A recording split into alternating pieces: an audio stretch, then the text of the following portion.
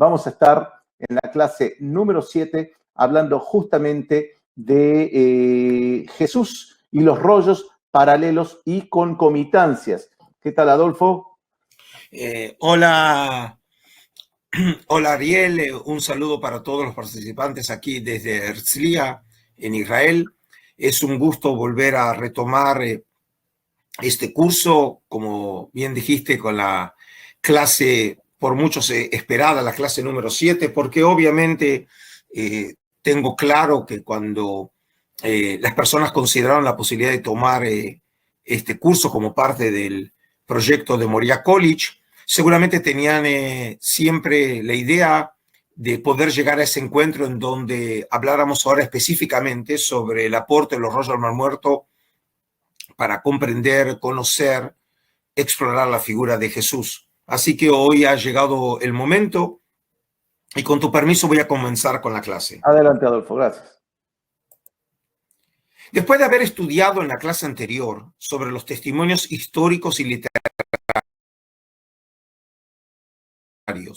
que nos han llegado a nuestras manos para el Jesús de la historia, nos abocaremos en las próximas dos últimas clases de este curso a explorar la contribución de los rollos del Mar Muerto a esta cuestión. La pregunta específica a plantear es la siguiente. ¿Qué nos enseñan los rollos del Mar Muerto sobre los dichos, acciones y creencias de Jesús de Nazaret? O más específicamente, ¿hasta dónde son confiables las noticias de los evangelios sobre su persona? A pesar de la creencia generalizada en vastos círculos populares, los rollos del Mar Muerto no mencionan de manera expresa a Jesús de Nazaret. Asimismo, no encontramos texto alguno, ni en los evangelios, ni en los manuscritos del Mar Muerto, de los que pueda deducirse con alguna certeza de que Jesús hubiera estado en Qumrán en algún momento de su vida. Según la opinión de Julio Trebollé Barrera, profesor emérito en la Universidad Complutense de Madrid, no es posible saber si Jesús tuvo relación alguna con los escenos de Qumrán. El pasaje de Mateo 24-26, si os dicen, mira el Mesías, está en el desierto, no os lo creáis, podría ofrecer un indicio de que así fue. Sin embargo, no hay modo alguno de probar que estas palabras hagan referencia a Qumrán. De una manera más general, ¿acaso Jesús habría sabido sobre los escenios en Qumrán? Veamos a continuación un texto relevante en este sentido. ¿Por qué entonces mandó Moisés que un hombre le diera a su esposa un certificado de divorcio y le despidiera? Moisés les permitió a ustedes divorciarse de sus esposas por los obstinados que son, respondió Jesús. Pero no fue así desde el principio. Les digo que, excepto en caso de inmoralidad sexual, el que se divorcia de su esposa y se casa con otra, comete adulterio. Si tal es la situación entre esposo y esposa, comentaron los discípulos, es mejor no casarse. No todos pueden comprender este asunto, respondió Jesús, sino solo aquellos a quienes se les ha concedido entenderlo. Pues algunos son eunucos porque nacieron así, a otros los hicieron así los hombres, y otros se han hecho así por causa del reino de los cielos. El que pueda aceptar esto, que lo acepte. Sobre este pasaje, argumenta Ropero, el único grupo judío que renunciaba voluntariamente al matrimonio para dedicarse completamente al servicio de Dios era el esenio, y es bastante probable que aquí se aluda a ellos. Fin de la cita. En suma, entonces, tanto los rollos del Mar Muerto como los evangelios no hacen referencia alguna expresa a la presencia de Jesús en Qumrán.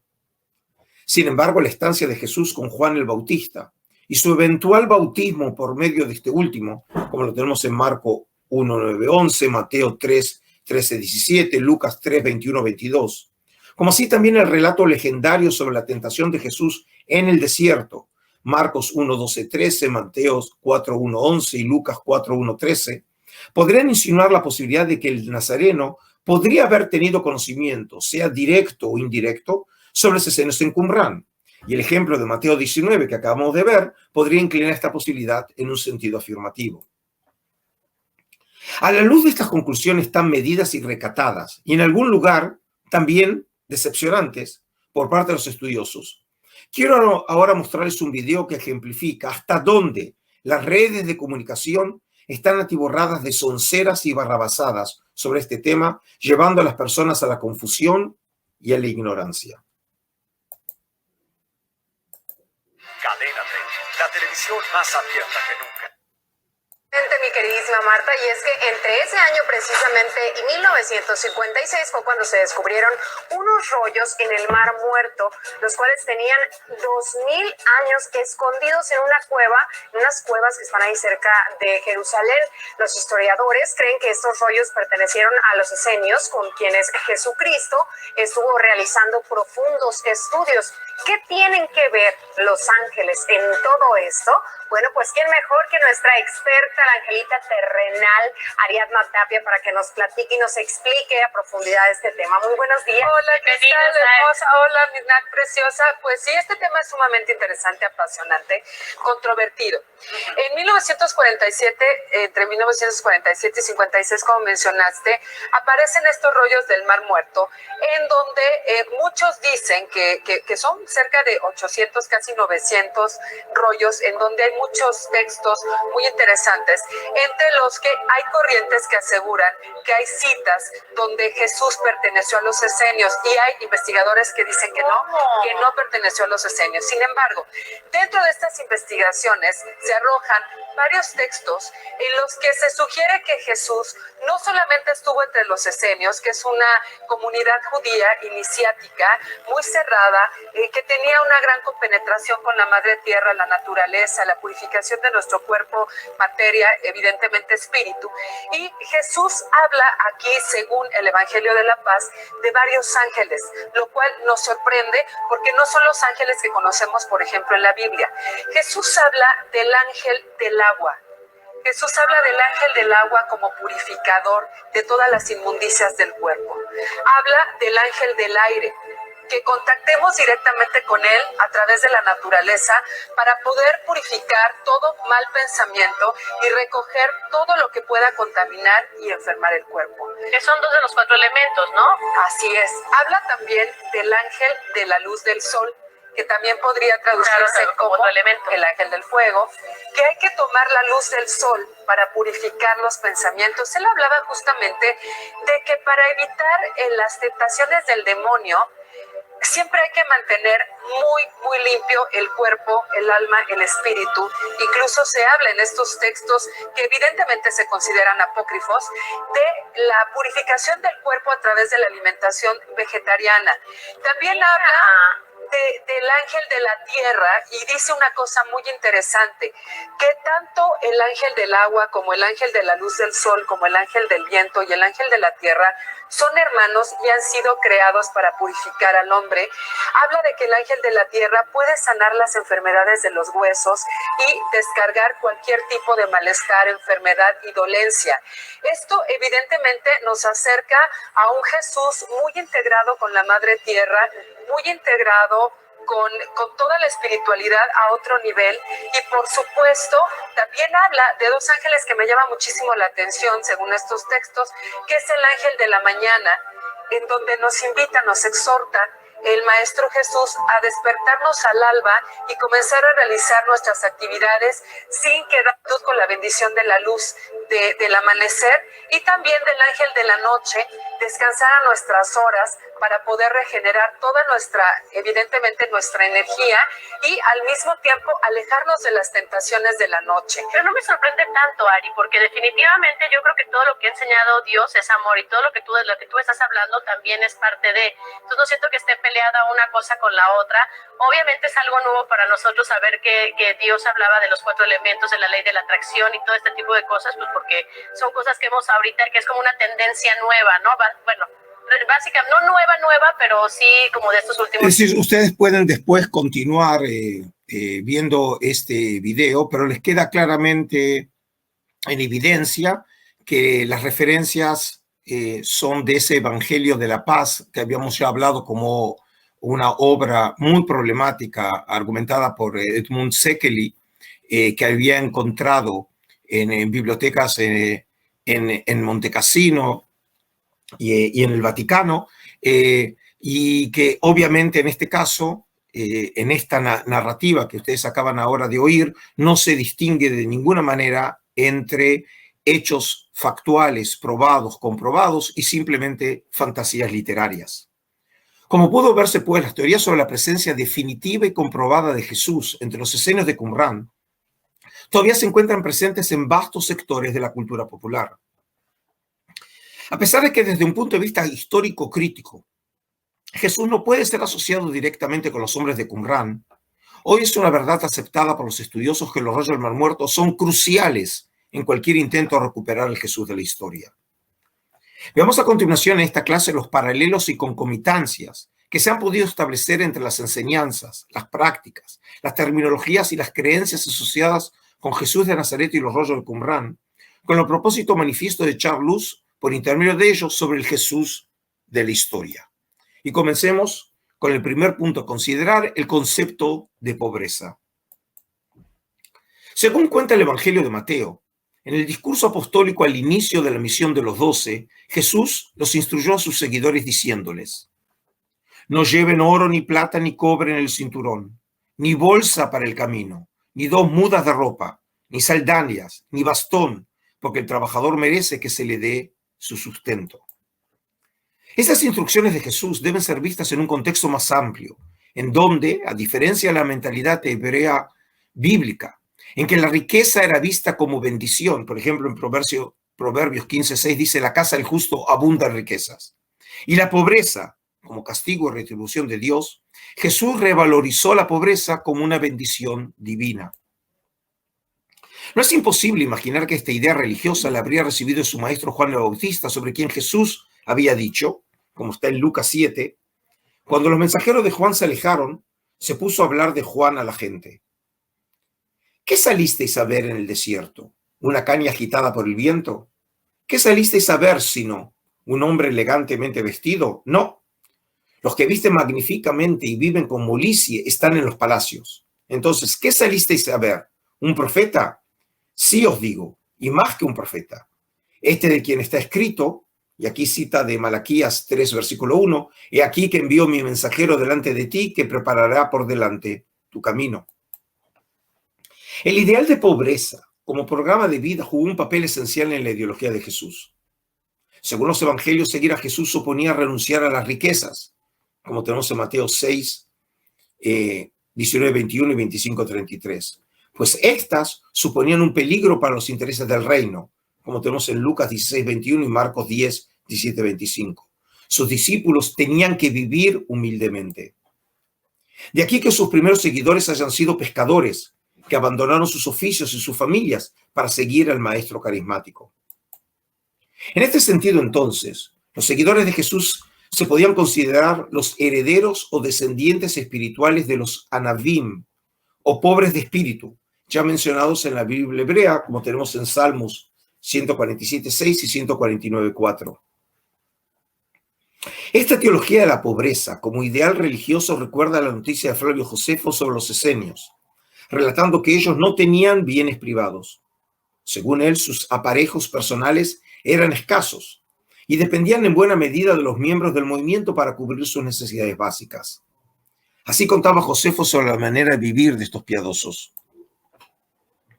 No integran una ciudad única, viven dispersos en gran número en todas las ciudades. Cuando un miembro de la secta se traslada de una población a otra, la comunidad pone todos sus bienes a su disposición, como si fueran de él, y lo tratan como si fuese un íntimo amigo, aunque lo hubiesen visto. Por eso cuando viajan no llevan nada consigo, salvo las armas para defenderse de los bandidos. En todas las ciudades hay delegados encargados especialmente de atender a los huéspedes de la comunidad, a los que proporcionan ropa y alimentos. Sus vestidos y su forma de llevarlos parecen los de un niño controlado severamente por su maestro. No reemplazan los mantos ni el calzado hasta que los que están usando se encuentran rotos o gastados. No compran ni venden nada. Cada cual da a los demás lo que necesitan y que él tiene y recibe a su vez lo que a él le hace falta. Pero aunque no devuelven nada a cambio, están autorizados a hacerse entregar lo necesario para vivir por cualquiera de sus compañeros.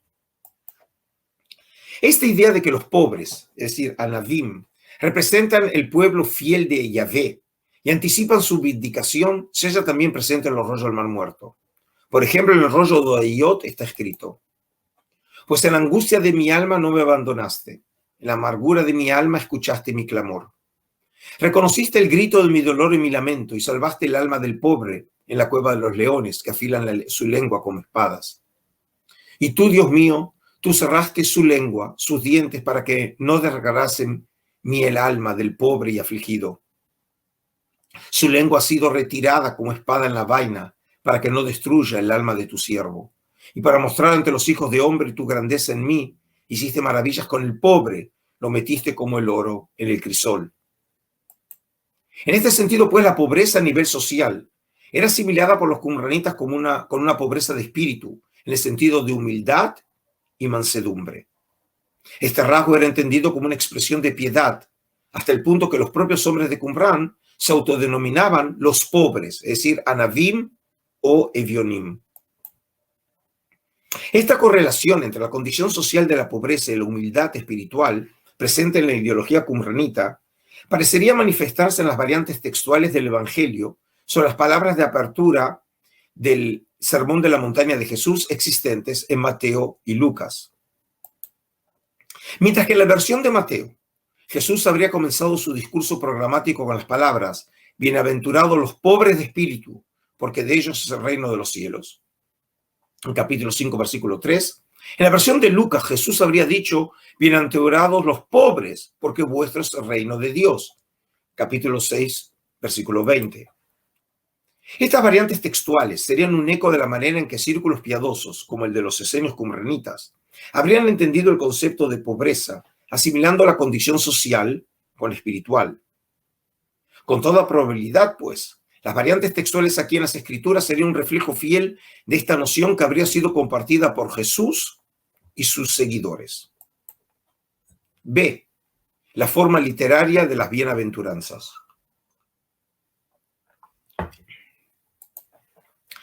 En la sección anterior hicimos referencia al dicho con que Jesús habría abierto su discurso más famoso conocido con el nombre del Sermón de la Montaña según la versión del Evangelio de Mateo. Como este mismo nombre lo indica, este discurso evangélico habría sido pronunciado en un monte. En Mateo 5 está escrito así: viendo a la muchedumbre, subió al monte, se sentó y sus discípulos se le acercaron, etc. Este monte, conocido tradicionalmente como el Monte de las Bienaventuranzas, está localizado en la orilla noroeste del mar de Galilea, entre Cafarnaúm y Genezaret, es decir, Ginosar, y es uno de los lugares preferidos por los peregrinos cuando visitan Tierra Santa.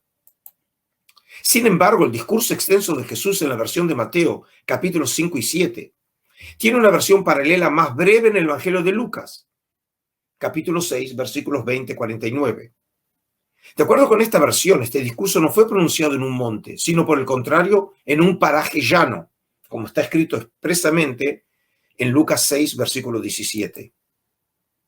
Desde el punto de vista de la tradición, ya establecida desde la época bizantina del siglo IV, el monte actual fue y será para siempre el lugar en donde Jesús habría pronunciado su famoso discurso. Pero suponiendo que la tradición sobre el discurso fuera cierta, ¿acaso podría establecerse desde el punto de vista de la historia si este discurso habría sido pronunciado en un monte o en el llano? Obviamente que no hay manera alguna de establecer a ciencia cierta cuál de las tradiciones literarias sería la correcta. Pero suponiendo que solo una de ellas lo fuera, la pregunta a formular sería: ¿quién y por qué habría cambiado el lugar del pronunciamiento del discurso? Según algunos, entre los que me incluyo, suponen que Mateo y no Lucas es quien habría cambiado la tradición original sobre el lugar del discurso. Ellos habrían debido a su deseo de transformar a Jesús en un nuevo Moisés, interpretando su discurso como una nueva Torá. Y al igual que Moisés había entregado la Torá a Israel en el monte Sinaí, según lo establecía la tradición judía, no podía menos Mateo que presentar a Jesús pronunciando su discurso en un monte. Pero cualquiera haya sido el lugar exacto en donde fue pronunciado este discurso, queda claro que el mismo produjo un gran impacto en el pueblo, quedando en la memoria colectiva como aquel en donde Jesús había expuesto sus doctrinas religiosas centrales. Tanto la versión de Mateo como la de Lucas coinciden en que el comienzo de este discurso fue pronunciado siguiendo un formato literario específico, las bienaventuranzas. Según la versión de Mateo, Jesús habría pronunciado 8, mientras que según Lucas, 4. En Mateo 5 tenemos así: Y tomando la palabra les enseñaba diciendo: bienaventurados los pobres de espíritu, porque de ellos es el reino de los cielos. Bienaventurados los mansos, porque ellos poseerán en herencia la tierra. Bienaventurados los que lloran, porque ellos serán consolados. Bienaventurados los que tienen hambre y sed de la justicia, porque ellos serán saciados. Bienaventurados los misericordiosos, porque ellos alcanzarán misericordia.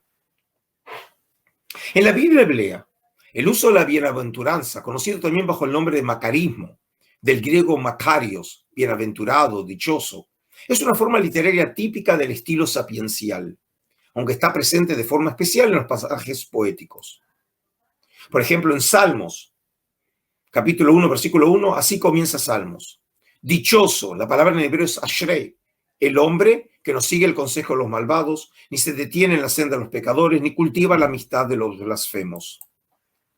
A pesar del antecedente del uso del macarismo como recurso retórico en la Biblia hebrea, no se conocía ninguna fuente judía de la antigüedad en donde se recurriera a una serie de macarismos, como en el caso de Jesús en la apertura de su discurso. Es decir, lo que tenemos de particular, tanto en la versión de Mateo, en la larga de Mateo, como en la breve de Lucas, es que tenemos una serie de macarismos, y no solamente el uso mismo del macarismo.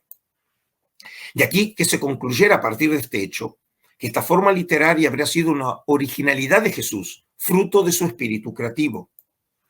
Sin embargo, esta conclusión sufrió un vuelco decisivo, cuando entre los rollos del Mar Muerto se encontró el siguiente texto sapiencial, en donde se decía, en 4Q Bienaventuranza, o conocido como 4Q 525, dice así: bendito aquel que dice la verdad con un corazón puro y no calumnia con su lengua. Benditos, ashrei, quienes se apegan a sus leyes y no se apegan a caminos perversos. Benditos ashrei, quienes se regocijan en ella y no indagan en caminos locos.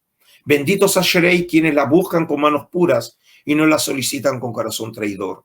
Bendito ashrei, el hombre que alcanza la sabiduría y camina en la ley del Altísimo y aplica su corazón a sus caminos y se obliga a su disciplina y en sus correcciones se complace siempre. El hallazgo de este manuscrito entre los rollos del Mar Muerto llevó a evaluar ahora de una manera totalmente diferente las conclusiones que habían sido alcanzadas por los estudiosos antes del descubrimiento de los manuscritos de Qumrán. Una prueba en este sentido son las palabras por parte del afamado qumranólogo español, el profesor Florentino García Martínez. Así dice García Martínez: como se puede ver, se trata en este caso de un texto puramente sapiencial. Ni el carácter pragmático, ni sobre todo la dimensión escatológica que resuena en las bienaventuranzas evangélicas se presenta en él. Pero la forma literaria concreta es idéntica, y la serie de macarismos que contiene ilustran admirablemente la forma literaria adoptada por la redacción de las bienaventuranzas y prueban que el modelo literario circulaba en el trasfondo judío que los textos qumránicos revelan. En conclusión, entonces, el descubrimiento de los rollos del Mar Muerto, en este caso, fue decisivo para tener una mejor perspectiva del testimonio evangélico sobre el discurso de Jesús. Por un lado, la investigación estableció de una manera definitiva que Jesús no había creado una forma literaria novedosa, sino que, por el contrario, habría utilizado un modelo literario ya existente, que por esas cosas del destino no nos era conocido hasta el descubrimiento de Qumrán. Esta conclusión, sin embargo, no va en detrimento de la tradición evangélica. Por el contrario, la revaloriza, ya que ahora quedó determinado de manera concreta que a pesar de que no hay manera de probar que el Jesús de la historia haya pronunciado el discurso referido en las Escrituras, la forma literaria atribuida a Jesús, ahora confirmada por el documento de Qumrán, era ciertamente antigua. En caso de ser así, entonces, quedaría abierta ahora la posibilidad de que este modo literario podría haber sido utilizado ciertamente por Jesús mismo. Veamos ahora un tercer tema para evaluar estas relaciones entre los rollos y Jesús. Veamos sobre curaciones y exorcismos. El mensaje escatológico de Jesús se caracterizó no solamente por el uso de la palabra salvífica, sino también por su accionar milagroso. En numerosas oportunidades Jesús es presentado en las Escrituras como un curador de enfermos y exorcista de demonios, sugiriendo con ello que la ejecución de estos actos era la prueba fehaciente de que los tiempos escatológicos ya estaban presentes. Más específicamente, los relatos cuentan que Jesús recurría al uso de las manos en las curaciones como parte de su tratamiento terapéutico. Veamos ahora este ejemplo de Marcos. Y así cuenta en Marcos. Luego regresó Jesús de la región de Tiro y se dirigió por Sidón al mar de Galilea, internándose en la región de Decápolis. Allí le llevaron un sordo tartamudo y le suplicaban que pusiera la mano sobre él. Jesús lo apartó de la multitud para estar a solas con él. Le puso los dedos en los oídos y le tocó la lengua con saliva. Y luego, mirando al cielo, suspiró profundamente y le dijo, Efatá, que significa ábrete. Y aquí pueden ver claramente cómo le había llegado a Marcos la tradición y específicamente la palabra utilizada por Jesús, y por eso se ve forzado en el Evangelio de explicarle a su público esa expresión que sería la ipsima verba de Jesús, qué palabra utilizó Jesús, y lo explica en griego diciéndole que eso significa ábrete. Con esto se le abrieron los oídos al hombre, se le extrabó la lengua y comenzó a hablar normalmente. Jesús le mandó que no se lo dijeran a nadie, pero cuanto más se lo prohibía, tanto más lo seguían propagando. La gente estaba sumamente asombrada y decía, todo lo hace bien, hasta hace oír a los sordos y hablar a los mudos. Más allá de los testimonios en los evangelios, no tenemos obviamente manera de saber realmente si el Jesús de la historia fue un curador efectivo. Sin embargo, el uso mismo de las manos en las prácticas de exorcismo se encuentra testimoniado en las fuentes históricas, lo que demuestra que los relatos de Jesús al respecto se articulan perfectamente en el contexto cultural religioso concreto de Judea de la época grecorromana. Una prueba de ello es lo relatado en el apócrifo de Génesis, uno de los primeros 7 rollos del Mar Muerto hallados por los beduinos en la Cueva 1 en el año 1947, en donde el autor relataba así la manera en que el patriarca Abraham había curado a Faraón de las aflicciones de un espíritu maligno, un desarrollo extrabíblico de lo relatado en Génesis 12. En otras palabras, lo que voy a leer ahora es algo que no aparece en Génesis 12, pero sí aparece como un desarrollo agádico, midrásico, extrabíblico en el apócrifo de Génesis. Esa noche le envió Dios Altísimo un espíritu castigador para afligirlo a él y a todos los miembros de su casa, un espíritu maligno que le afligía a él y a todos los miembros de su casa. Y no pudo acercársele, ni menos aún tener relaciones sexuales con ella, a pesar de estar con ella 2 años. Y aquí hace referencia que precisamente de esta manera explica este autor anónimo que el faraón, a pesar de haber conseguido y traerse a su casa a Sara, la matriarca de Israel, esposa de Abraham, no pudo mantener con ella relaciones sexuales precisamente por este espíritu maligno. Pero ahora reza por mí y por mi casa para que sea expulsado de nosotros este espíritu maligno. Estas palabras son las palabras que Faraón le dice a Abraham para que lo ayude. Y yo recé e impuse mis manos sobre la cabeza. Es decir, el que ahora nos cuenta en primera persona es el patriarca Abraham. Y el texto continúa, la plaga fue removida de él, fue expulsado de él y el espíritu maligno y vivió. Este último texto prueba entonces que la tradición atribuida a Jesús sobre sus curaciones milagrosas y exorcismos por medio de las manos reflejaría ciertamente prácticas en boga en el judaísmo antiguo. Ello no significa, sin embargo, que la historia atribuida a Jesús pueda ser comprobada como cierta, pero por lo menos la comparación con la noticia en el apócrifo del Génesis sobre Abraham la transforma en verosímil. Es decir, que esa práctica que en los evangelios le es atribuida a Jesús de colocar las manos, utilizar las manos en una práctica de curación o exorcismo, era una práctica conocida en el judaísmo antiguo. Veamos ahora un nuevo punto a considerar, los signos de la era mesiánica. Cuando hablamos en la sección anterior sobre los exorcismos y las curaciones milagrosas de Jesús, dijimos que Jesús había entendido estas acciones como signos expresos y concretos de la era mesiánica, como queda manifiesto en la siguiente tradición atribuida a Jesús en el Evangelio de Mateo. Cuando Jesús terminó de dar instrucciones a sus 12 discípulos, se fue de allí a enseñar y a predicar en otros pueblos. Juan estaba en la cárcel y al enterarse de lo que Cristo estaba haciendo, envió a sus discípulos a que le preguntaran, ¿eres tú el que ha de venir o debemos esperar a otro? Le respondió Jesús, vayan y cuéntenle a Juan lo que están viendo y oyendo. los ciegos ven, los cojos andan, los que tienen lepra son sanados, los sordos oyen, los muertos resucitan y a los pobres se les anuncian las buenas nuevas. Y como pueden ver, los biblistas aquí pueden distinguir en las palabras de Jesús referencias a distintos textos que pueden ser identificados, como ven claramente, en distintas partes del libro de Isaías, que nosotros ya dijimos cuando hablamos de Juan el Bautista, y también lo vemos en el caso de Jesús, que el profeta Isaías, el libro de Isaías, cumplió un papel fundamental en la autoconciencia, tanto de Juan Bautista como Jesús. Esta tradición sobre Jesús, según la cual interpretaba sus acciones bajo el prisma de la era escatológica, vuelve a hacerse presente en la historia que se cuenta en el Evangelio de Lucas. Y esto ahora vamos a ver, continúa lo que recién acabo de mencionar. Esta noticia, que no tiene paralelo en ningún otro de los evangelios canónicos, nos cuenta que en ocasión de visitar en Shabbat la sinagoga de su ciudad Nazaret, Jesús leyó un pasaje del libro de Isaías. Y así cuenta Lucas 4. Fue a Nazaret, donde se había criado, y un sábado entró en la sinagoga como era su costumbre.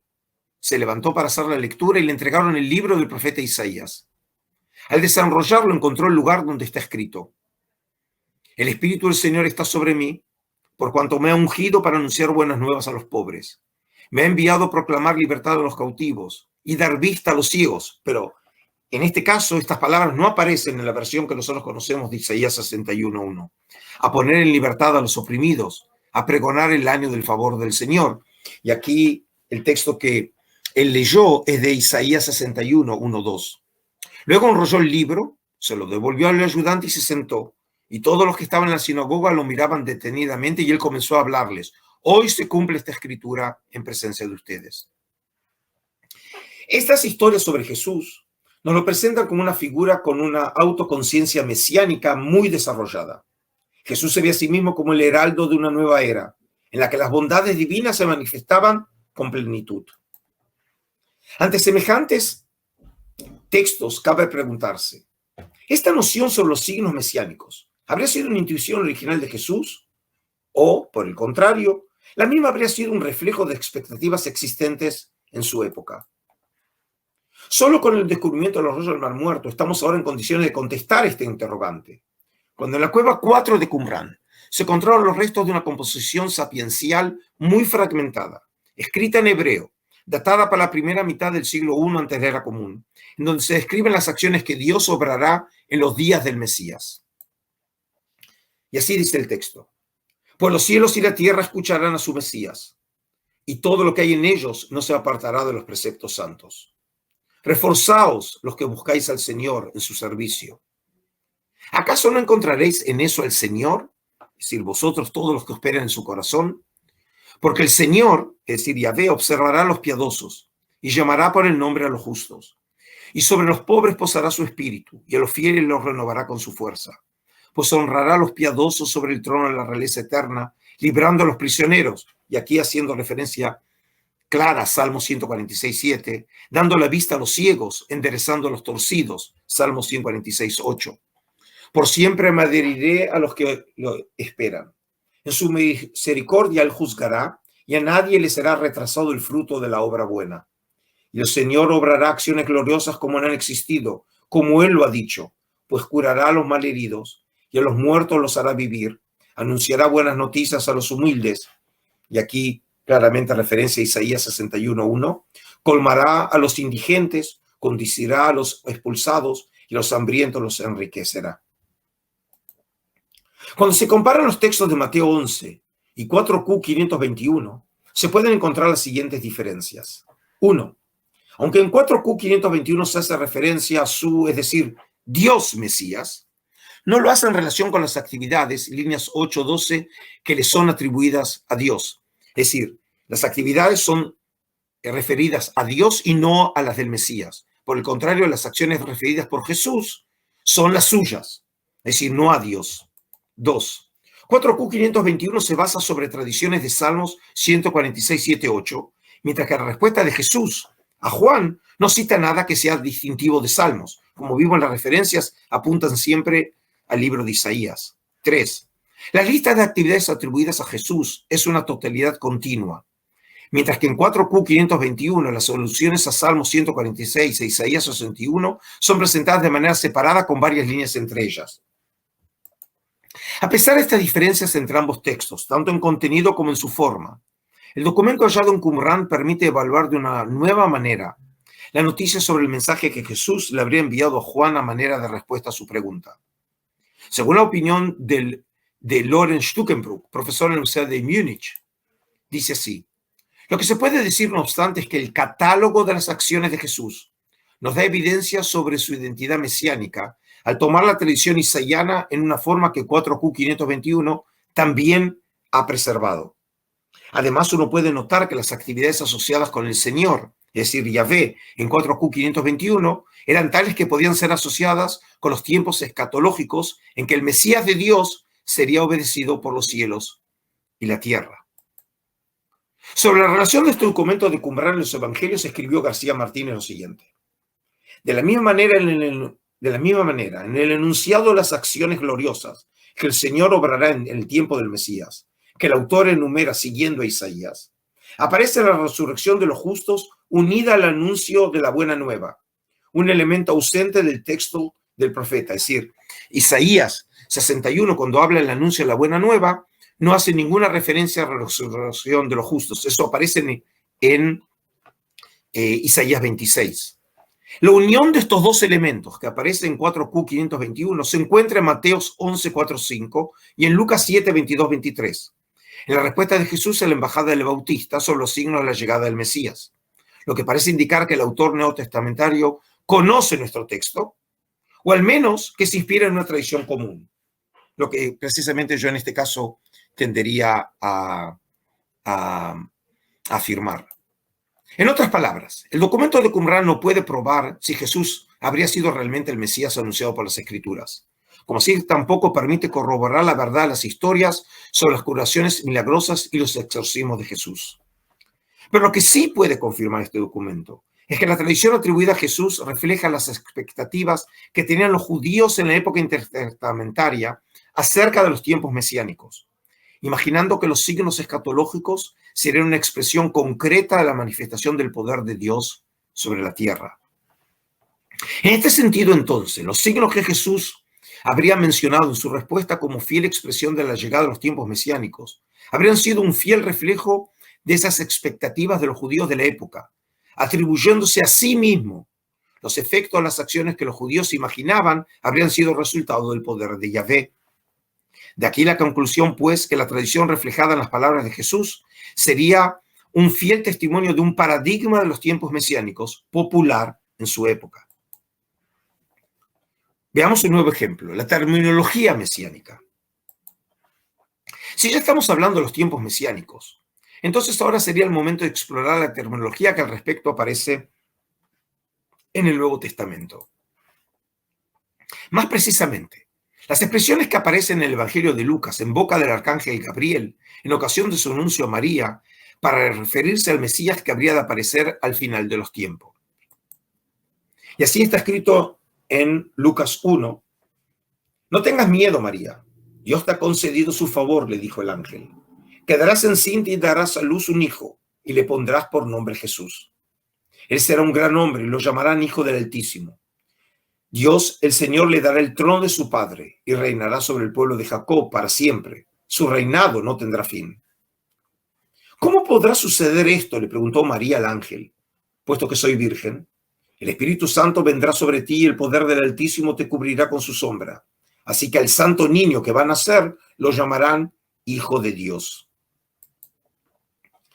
Esta terminología tan particular presente en el Evangelio de Lucas encuentra un paralelo excepcional en un manuscrito hallado en la Cueva 4, escrito en arameo, llamado 4Q Hijo de Dios o 4Q 246, que desde que fue presentado por el afamado estudioso Milik en su conferencia en la Universidad de Harvard en el año 1972, ha generado una enorme polémica entre los investigadores. Y así dice este texto. Se instaló sobre él y cayó ante el trono. Rey eterno, tú estás airado y tus años te verán y todo venga por siempre. Grandes, la opresión vendrá sobre la tierra y grandes matanzas en la ciudad. rey de Asiria y de Egipto. Y será grande sobre la tierra. Harán y todos servirán. Grande será llamado y será designado con su nombre. En la columna 2, que es la que nos interesa específicamente, será denominado Hijo de Dios y le llamarán Hijo del Altísimo. Como las centellas de una visión, así será el reino de ellos. Reinarán algunos años sobre la tierra y aplastarán todo. Un pueblo aplastará a otro pueblo y una ciudad a otra ciudad, hasta que se alce el pueblo de Dios y todo descanse de la espada. Por la semejanza en el uso de las expresiones en este texto a las presentes en el Evangelio de Lucas, este documento generó una gran controversia entre los estudiosos. Más precisamente, la cuestión se centró en identificar al personaje a quien se le atribuían estos títulos. En el comienzo, el mismo Milik había sostenido una teoría de tipo histórica, sugiriendo que el título habría sido para referirse a un gobernante seleucida, Alejandro Balas. Por su parte, Joseph Fitzmayer siguió esta misma línea de pensamiento, difiriendo en la identificación del gobernante. A su juicio, el referente habría sido un gobernante hashmoneo, es decir, macabeo, reconociendo, sin embargo, el tono mesiánico en el uso de la expresión Hijo de Dios. Por el contrario, el reconocido estudioso David Flusser, de la Universidad Hebrea de Jerusalén, optó por un significado estrictamente apocalíptico, afirmando que las expresiones habrían hecho referencia a un anticristo, es decir, a un anti-mesías, a un anti-ungido. Por su parte, el afamado qumranólogo García Martínez optó también por el significado apocalíptico, pero en un sentido positivo. Y así él afirma: en nuestra opinión, el personaje misterioso al que se le aplican los títulos de Hijo de Dios e Hijo del Altísimo, que proporciona un exacto paralelo a Lucas 1, 32 y 35, es un personaje de naturaleza angélica, cuyas funciones son semejantes a las que 11Q Melquisedec atribuye a la figura celeste de Melquisedec, o 1QM, que es el rollo de la guerra, o conocido también como el rollo de la guerra de los hijos de la luz contra los hijos de la sombra, a la figura celeste del príncipe de la luz, o al arcángel Miguel. Y puesto que estas funciones son presentadas como funciones mesiánicas, efectuar la liberación escatológica, juzgar a toda la tierra, vencer a todos los enemigos con la fuerza de Dios y dominar sobre el universo entero, y el personaje descrito con los rasgos del Hijo de Hombre de Daniel, creemos que este personaje celeste se puede describir perfectamente como mesiánico. Este fragmento, pues, nos atestiguaría la esperanza de una figura mesiánica del mismo tipo de la que aparece en las parábolas de Enoc y en el 4 Esdras, obras de carácter apocalíptico, un Mesías de origen celeste al que se le atribuye el título de Hijo de Dios. Por su lado, el estudioso francés Hermine Puech, de l'École Biblique, de la Escuela Francesa de Arqueología y Biblia, aceptó tanto la interpretación histórica, un pretendiente seleucida, como sí también la apocalíptica, un Mesías davídico, como interpretaciones válidas, mientras que el reconocido estudioso de Oxford, el profesor Geza Vermeersch, se decidió por una interpretación histórica sin establecer la identidad del personaje en cuestión. Más específicamente, este estudioso inglés entendió la figura aludida en el texto de Qumran como el último soberano del imperio final, quien, siguiendo el modelo de Antíoco Epífanes en Daniel 9, 36-37, habría de proclamarse a sí mismo y de ser adorado como un dios. Como se puede ver entonces, los estudiosos no han llegado a un acuerdo sobre la identidad del personaje a quien se le atribuyen los títulos en cuestión.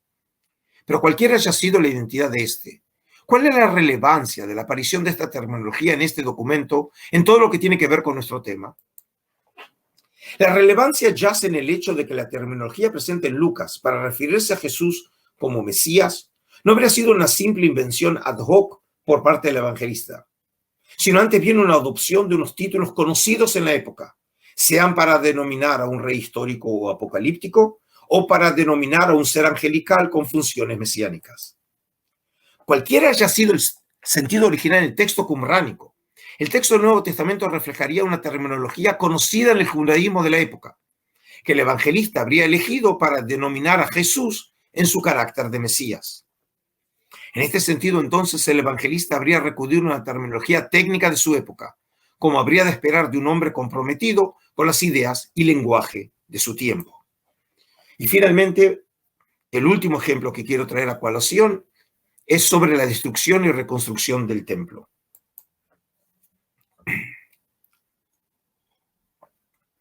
Por último, en este espíritu de temas que tienen que ver con los tiempos mesiánicos, Quiero ahora tratar un texto en donde se argumenta que Jesús mismo habría hecho referencia a lo que habría de suceder en el final de los tiempos, teniéndolo a él como actor principal. Más específicamente, el texto en cuestión es Marcos 14, cuando según el relato evangélico Jesús habría sido traído a la casa del sumo sacerdote después de ser prendido en el Monte de los Olivos. Y así tenemos en el texto de Marcos. Condujeron entonces a Jesús ante el sumo sacerdote y se juntaron todos los jefes de los sacerdotes, los ancianos y los maestros de ley. Pedro, que le había seguido de lejos hasta el interior del patio de la casa del sumo sacerdote, se quedó sentado con los guardias del templo, calentándose junto al fuego.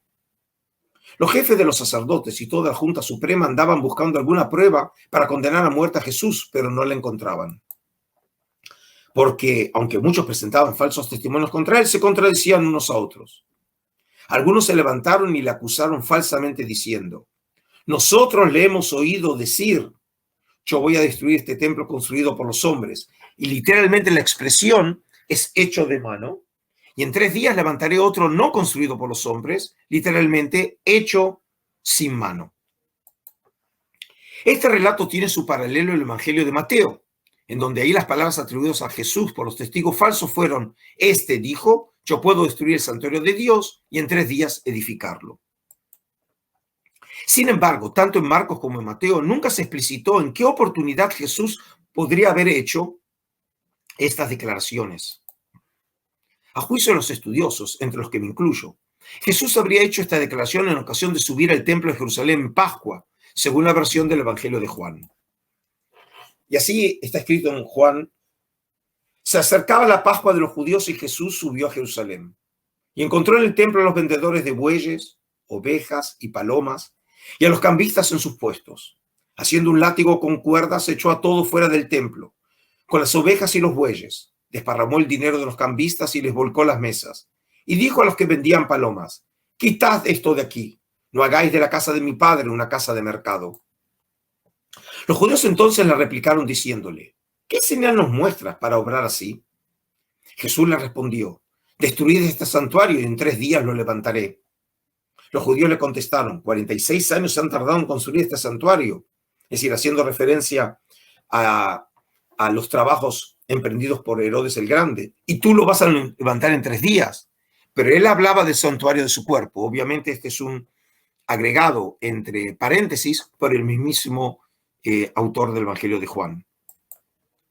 A pesar de que la versión de Juan presentaría en un contexto temporal no histórico correcto la oportunidad de los sucesos referidos, es decir, Juan lo coloca al comienzo del ministerio de Jesús, a diferencia del resto de los evangelios al final del mismo, que según consideran los biblistas, entre los que me incluyo, que esa sería precisamente la oportunidad cuando todo esto sucedió al final de la carrera pública de Jesús. Este evangelio habría preservado el contexto mismo en que las palabras de Jesús se habrían pronunciado, a saber, después de que el Nazareno hubiera causado un gran tumulto con su acción de dar vuelta a las mesas de los cambistas. Habría sido en esta ocasión entonces cuando Jesús habría hecho referencia a la suerte que correría el templo de Jerusalén en los tiempos escatológicos, anunciando que el santuario sería destruido. Los evangelios le ponen en boca de Jesús que él mismo sería quien destruiría el templo y lo reconstruiría a los 3 días. ¿Acaso es posible imaginar que Jesús se habría arrogado esa capacidad? Obviamente que no hay manera de saber si ello habría sido posible o no, pero cabría la posibilidad de que el Jesús de la historia, aun en el caso de que utilizara la primera persona, no lo habría hecho refiriéndose a sí mismo, sino a Dios, como sería de esperar de boca de un profeta escatológico hablando en nombre de Yahvé. Esta posibilidad se encuadraría perfectamente en la manera de ver el accionar de Dios en el final de los tiempos, ya que según varios testimonios literarios de la época, Yahvé habría de destruir el presente templo por sí mismo y construiría uno más perfecto y puro en su lugar. Un ejemplo en este sentido es la tradición que aparece en la visión de los animales, que forma parte hoy en día del libro apocalíptico de 1 Enoc. Y así está escrito en 1 Enoc 90, cuando hace referencia a este templo escatológico. Me levanté para ver hasta que él, es decir, Yahvé, enrolló la vieja casa. La vieja casa significa el templo que sería el segundo templo existente en su época. Sacaron todas las columnas, vigas y ornamentos de la casa, enrollados junto con ella. Lo sacaron y echaron en un lugar al sur de la tierra. Y vi que trajo el dueño de las ovejas, es la manera en que en este texto se refiere a Yahvé, una casa nueva. Obviamente es el templo escatológico, más grande y alta que la primera, y la puso en el lugar de la que había sido recogida. Todas sus columnas y ornamentos eran nuevos, y mayores que los de la antigua que había quitado, y el dueño de las ovejas estaba dentro. Otro testimonio en este sentido lo encontramos en el famoso rollo de Qumrán llamado el rollo del templo, hallado en la cueva 11 en el año 1956 y publicado por Yigael Yadin. Eso sucedió en 1977, en donde el Dios de Israel dice en primera persona que él sería quien construiría su casa en los tiempos escatológicos. Y así está escrito en 11Q rollo del templo, en la columna 29, que es el manuscrito que tengo en la colección bajo mi responsabilidad en el santuario del libro. Ellos serán para mí un pueblo, y yo seré para ellos por siempre y los estableceré para siempre jamás. Santificaré mi templo con mi gloria, pues haré morar sobre él mi gloria hasta el día de la creación. Cuando cree mi templo, estableciéndolo para mí por siempre, según la alianza que hice con Jacob en Betel. Pero en un documento de Qumrán de la Cueva 4, publicado por John Allegro, conocido con el nombre de 4Q Florilegio o 4Q 174, el paralelo con el testimonio del Evangelio de Marcos es aún más notable, ya que en ambos casos se hizo referencia a las manos de Dios al construir el templo escatológico. Y así dice el texto, como es parte de este género literario que se llama los pesharim, pero es un pesher de carácter temático, lo que hace es traer un verso, en este caso 2 Samuel 7, que dice, y no lo inquietará de nuevo un enemigo, ni volverá a vejarlo el hijo de la iniquidad como al principio, desde el día en que establecí jueces sobre mi pueblo Israel. Y entonces el comentario que hace el autor anónimo dice, esto se refiere a la casa que él construirá para él al final de los días. Como está escrito en el libro de Moisés, y ahora cita de Éxodo 15, 17 y 18, un templo del Señor establecerás con tus manos y Yahvé reinará por siempre jamás. Es decir, que cuando trae como texto Éxodo 15, aludiendo a las manos de Yahvé, lo entiende que la referencia sería para el templo escatológico. Como el testimonio del Evangelio de Marcos es el único en donde se hace referencia expresa a las expresiones construido por los hombres, es decir, hecho de mano, o no construido por los hombres, hecho sin mano, se podría arguir a partir de la evidencia presente en el texto de Qumrán, como en su momento lo había adelantado Flusser, que la noticia en Marcos habría preservado un eco lejano de la mismísima expresión ipsima verba usada por el Jesús histórico. Para evitar equívocos, quiero precisar lo siguiente. El texto de Qumrán no puede probar que Jesús haya dicho ciertamente lo que se argumenta en Marcos que él habría dicho, según el testimonio de los testigos falsos. Pero la noción presente en 4Q Florilegio, que Dios usaría sus propias manos para construir el templo escatológico, llevaría a concluir que la posibilidad de que Jesús haya recurrido a esa imagen y expresión no es del todo desechable.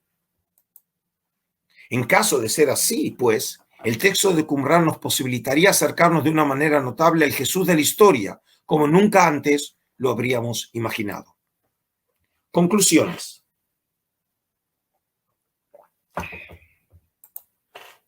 A lo largo de esta clase, hemos analizado distintos temas, tratando de explorar la contribución del rollo del Mar Muerto para iluminar pasajes, dichos o acciones relacionadas con Jesús en los evangelios.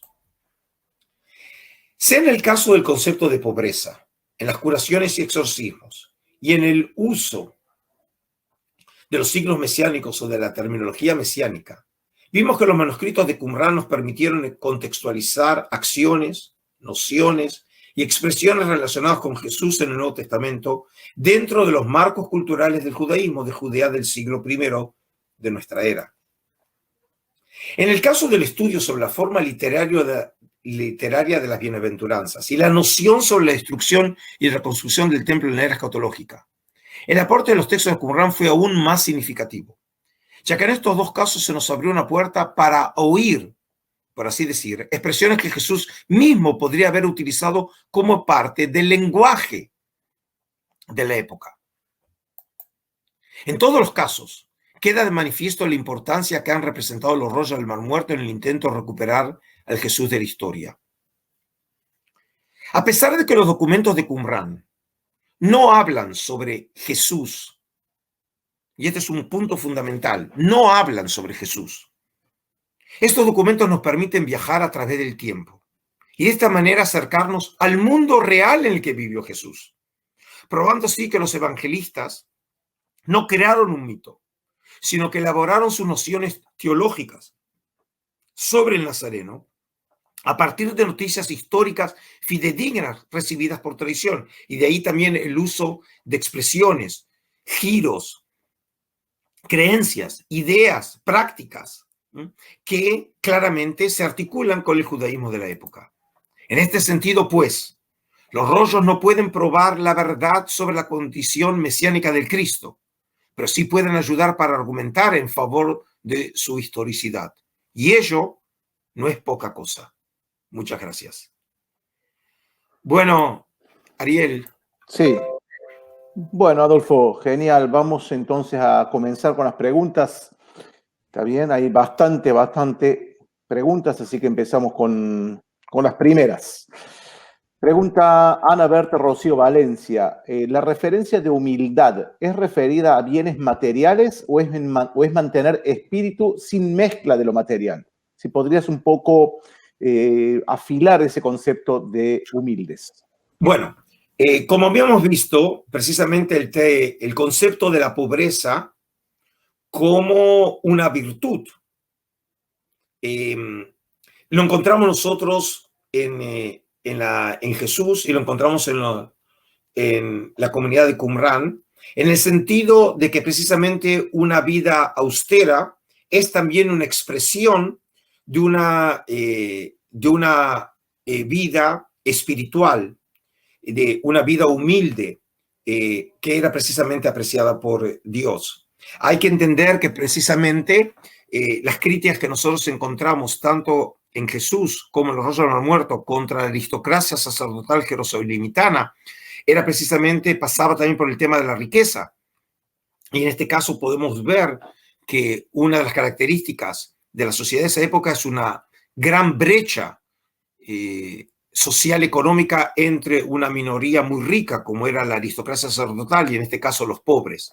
Y en este caso entonces encontramos una revalorización de la pobreza, pero no solamente desde el punto de vista social económico, sino también desde el punto de vista religioso, viéndolo como una virtud. Y por eso se asocia el concepto de pobreza a nivel material con el sentido de humildad a nivel espiritual, y eso se puede hacer también teniendo en cuenta que la palabra aní en hebreo, pobre, también es claramente asociada desde el punto de vista semántica con la palabra anav, que se escribe de la misma manera en la lengua hebrea, y en ese sentido entonces ambos conceptos se veían identificados, tanto en la perspectiva del mundo de Jesús como también en la literatura de los rollos del Mar Muerto.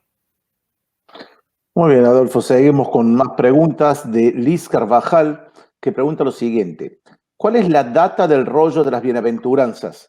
¿No podría ser que efectivamente Jesús haya sido el primero en usar macarismos y que luego se haya reproducido en círculos sectarios?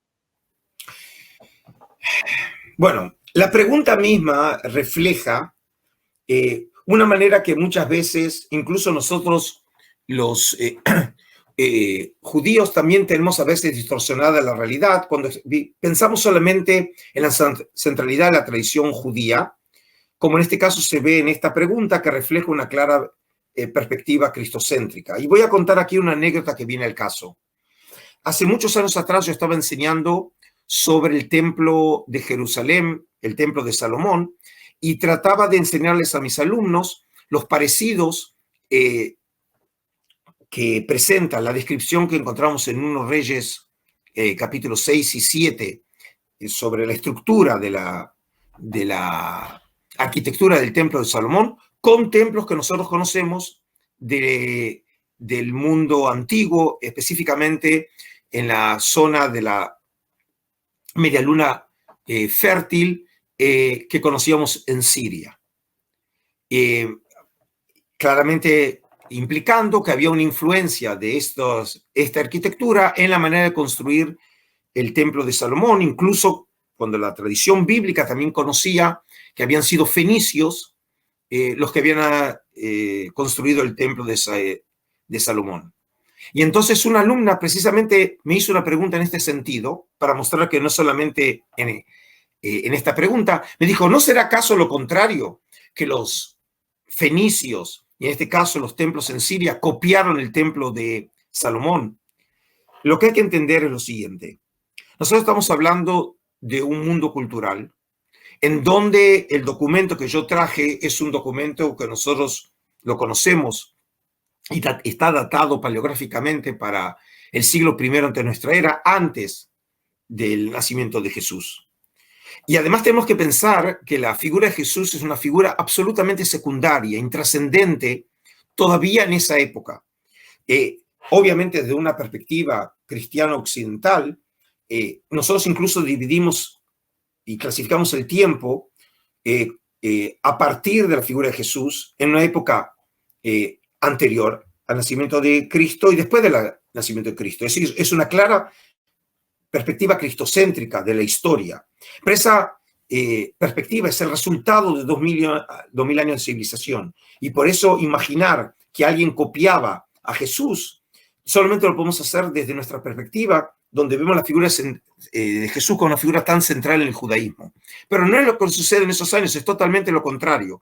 Jesús es una figura absolutamente intrascendente, salvo para ciertos círculos de sus seguidores, que solamente con el tiempo se habrá de transformar en este gigante, que obviamente sin el cual nosotros no podemos entender buena parte de la historia de la humanidad. Pero para esos años, lo que prueba es que Jesús utiliza un lenguaje, utiliza formas literarias que aparentemente, según prueban los rollos de los muertos, ya eran conocidas en esos años, pero de los cuales no teníamos testimonio hasta que encontramos un rollo del Mar Muerto que lo señalara en ese sentido. Genial. Seguimos con más preguntas, Adolfo. Tanto Lilia Sebey como la doctora Marta Benazayac preguntan algo parecido. Dicen así, que Jesús desenrollara los libros y los leyera, ¿es porque lo reconocían como rabí o cualquier varón podía hacerlo? Ok.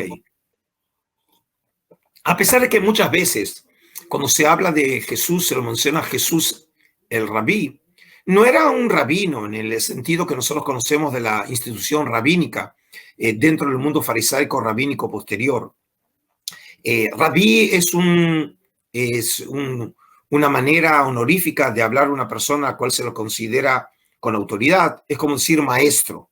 Y en ese sentido, obviamente, Jesús funciona aquí como un maestro, pero la escena en la que nosotros tenemos que, como dije, no tiene paralelo en ningún evangelio, que probablemente, según considero yo y otros investigadores, hable no sobre un evento histórico, sino una historia más bien apócrifa construida por el mismo autor de Lucas, que precisamente por ser un intelectual no podía imaginar, por ejemplo, que Jesús en ninguna de las historias conocidas apareciera leyendo.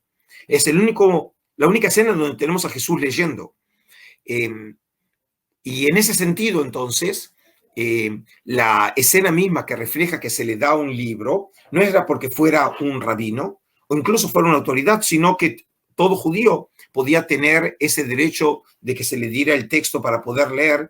Y aquí tengo que explicar algo también importante, y es, ya desde la época antigua se conocía la práctica que además de leer la porción del Pentateuco de ese fin de semana, de ese Shabbat, que nosotros llamamos la Parashá, también se le agregaba una sección de los profetas, y la sección elegida tenía que ver con algún tema o alguna historia relacionada en esa porción del Pentateuco. Nosotros, obviamente, es la manera en que hoy en la ceremonia central del Shabbat, cuando se lee la sección del Pentateuco y la sección de los profetas, que nosotros seguimos hoy el modelo de la lectura establecido por el judaísmo de Babilonia. Por ejemplo, se lee todo el Pentateuco en un año, mientras que la antigua tradición en la antigua Palestina, en la antigua Israel, en la época rabínica, era durante 3 años. Y obviamente existían distintas tradiciones sobre qué sección de los profetas leer. Y probablemente aquí se ve reflejada esta tradición detrás de la tradición de Lucas 4.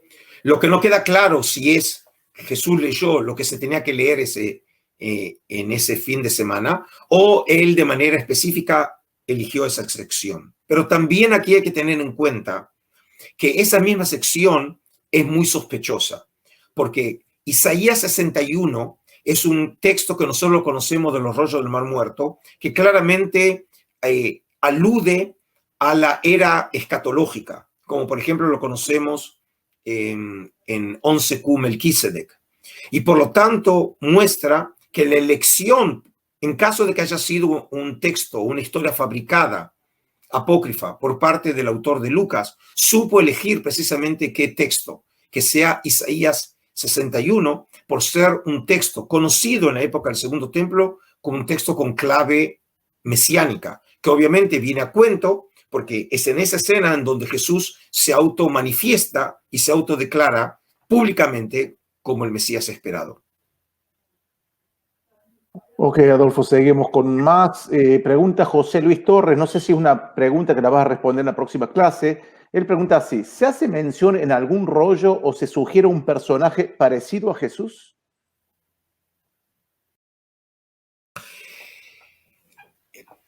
No lo voy a hacer referencia en la próxima clase.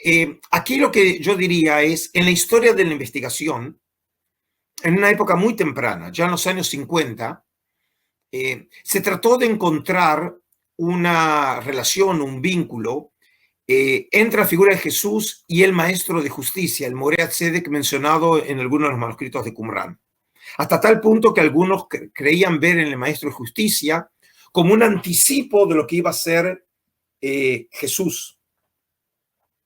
E incluso, por ejemplo, imaginando que también el maestro de justicia había sido muerto, de la misma manera que Jesús fue muerto, también los dos son los iniciadores de un movimiento de carácter carismático, los dos hombres hablan con autoridad, y en este caso se trató de establecer este vínculo, que muchas veces es más bien un vínculo forzado para encontrar esos paralelos, a excepción del hecho que en ambos casos podemos ver ese carácter carismático de personajes alrededor de los cuales se creó un movimiento, y ese sería, en ese sentido, de alguna manera, un personaje que de alguna manera, por ahí desde el punto de vista sociológico, religioso, podría ser vinculado sin ninguna relación histórica con la figura de Jesús.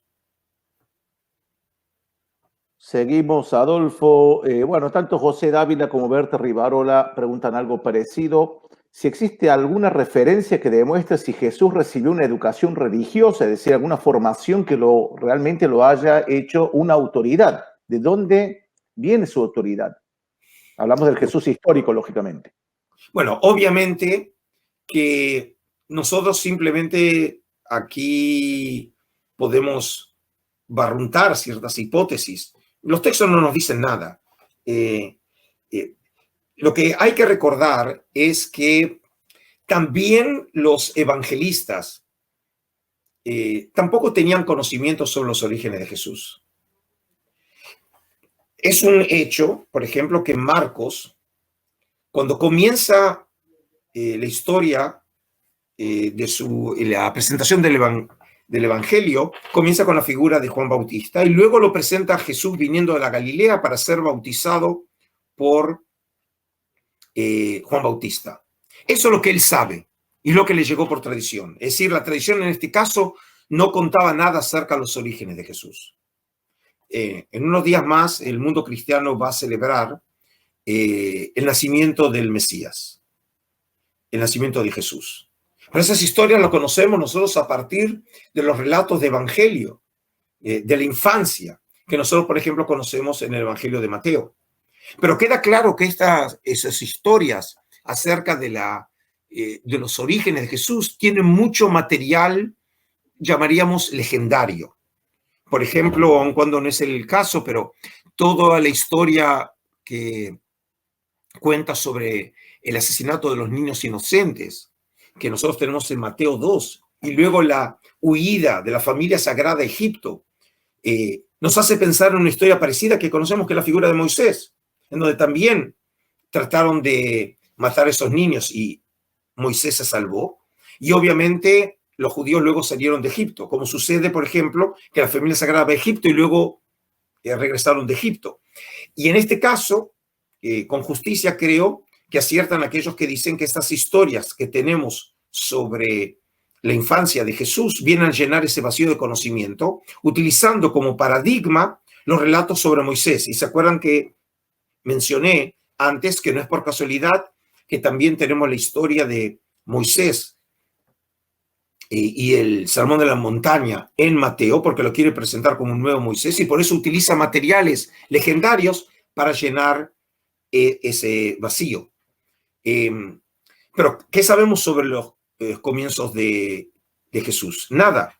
En Lucas, por ejemplo, tenemos la historia que cuando a los 12 años habían venido la familia sagrada a Jerusalén, se les perdió Jesús y al tercer día lo encontraron enseñando en el templo y todos en derredor de él oyéndolo. Pero es interesante que una tradición parecida sobre los conocimientos y la inteligencia y la autoridad ya prematura en una edad juvenil en la historia de Jesús en Lucas, conocemos una historia parecida en la autobiografía de Josefo que él cuenta sobre él, que también él cuando era joven, también todos venían a oírlo y a oír sus enseñanzas. Es decir, otra vez, en este caso son todas leyendas. ¿Qué podemos saber sobre la educación de Jesús? Nada. Solamente lo podemos conocer a partir del Jesús público. Y en este caso, por ejemplo, podemos saber que Jesús conoce las Escrituras y por lo tanto en algún lugar las puede haber estudiado. No sabemos si de una manera formal o más bien, por ejemplo, en la participación como judío de las lecturas semanales en las sinagogas, en esos encuentros en donde precisamente sabíamos que ya era una costumbre de leer las Escrituras y de esa manera, por ejemplo, conocerlas. Jesús muestra tener conocimientos de las Escrituras, conocimientos también de tradiciones recibidas, que probablemente tuvo algún tipo de educación formal, pero más otra vez que hipotetizar sobre esa educación no podemos decir mucho, porque realmente incluso los evangelios tampoco sabían sobre la formación que había recibido Jesús antes de su aparición ministerial pública. Bien, Adolfo, ya estamos llegando al final. Pregunta Marco Rodríguez si consideraban los esenios que el Mesías debería descender del rey David. Bueno, la doctrina mesiánica, que ya se había transformado en verdad de perogrullo en la época del Segundo Templo, tiene como origen la doctrina mesiánica en la Biblia hebrea, que conoce que esa figura que aparecerá será del estirpe de David, como nosotros ya lo conocemos, por ejemplo, en Isaías 11, como nosotros lo conocemos en Zacarías, lo conocemos en Jeremías, lo conocemos, por ejemplo, en Ezequiel. Y por lo tanto, esta tradición ya se había transformado en una doctrina fundamental como uno de los paradigmas del mesianismo, que obviamente tiene también primacía en la manera de comprender la condición mesiánica de Jesús. Y por eso la función de las genealogías que encontramos en Mateo y en Lucas y que no aparecen en Juan y en Marcos, en donde claramente tratan de probar, entre comillas, los orígenes davídicos de Jesús, porque no podía ser de otra manera. Es decir, si Jesús era realmente el Mesías esperado de Israel, tenía que ser descendiente de David y de la línea davídica. Y por eso la función que tienen desde el punto de vista literario, narrativo, pero también teológico, religioso, de las genealogías, tanto en Mateo como en Lucas, es probar definitivamente, desde ese punto de vista genealógico, la condición mesiánica del Cristo. Bueno, Adolfo, hay millones de preguntas, te podés imaginar, ¿no? No termina esto, pero bueno, creo que habremos elegido tal vez las más representativas que mucha gente también preguntó. Muchas gracias, Adolfo, por esta clase. Adiós, adiós. Gracias a todos. Hasta luego. Shavuot Tov.